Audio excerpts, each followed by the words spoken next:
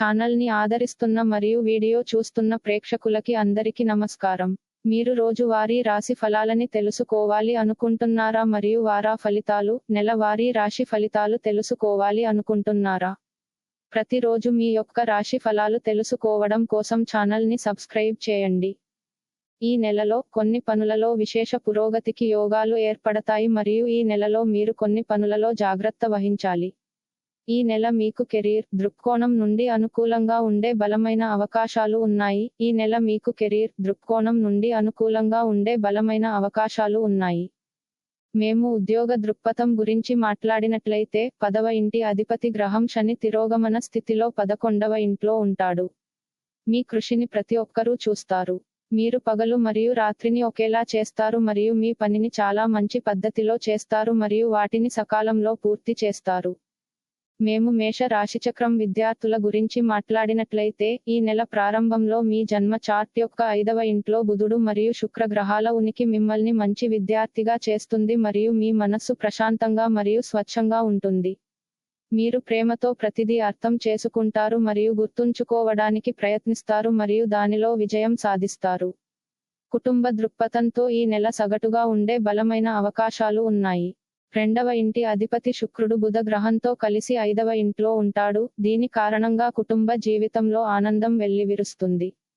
పరస్పర ప్రేమ పెరుగుతుంది కానీ 2వ ఇంట్లో కుజుడు గ్రహంతో పాటు 2వ ఇంట్లో బృహస్పతిని ఉంచుతారు. ఇది భూమికి సంబంధించిన విషయాలలో కుటుంబ నిర్ణయాలు తీసుకునే సమయం అవుతుంది. ప్రేమ సంబంధాల గురించి మాట్లాడినట్లయితే నెల ప్రారంభంలో బుధుడు మరియు శుక్రుడు వంటి నిరపాయమైన గ్రహాలు 5వ ఇంట్లో ఉండి మీ ప్రేమ జీవితాన్ని తీవ్రతరం చేస్తాయి. కలిసి బయటకు వెళ్లడం, ఏదైనా సినిమా చూడటం లేదా బయట భోజనం చేయడం వంటి కార్యకలాపాలు తరచుగా ప్రారంభమవుతాయి. మీరిద్దరూ కలిసి గరిష్ట సమయం గడపడానికి ఇష్టపడతారు. ఇది మీ సంబంధాన్ని బలపరుస్తుంది మరియు బలపరుస్తుంది.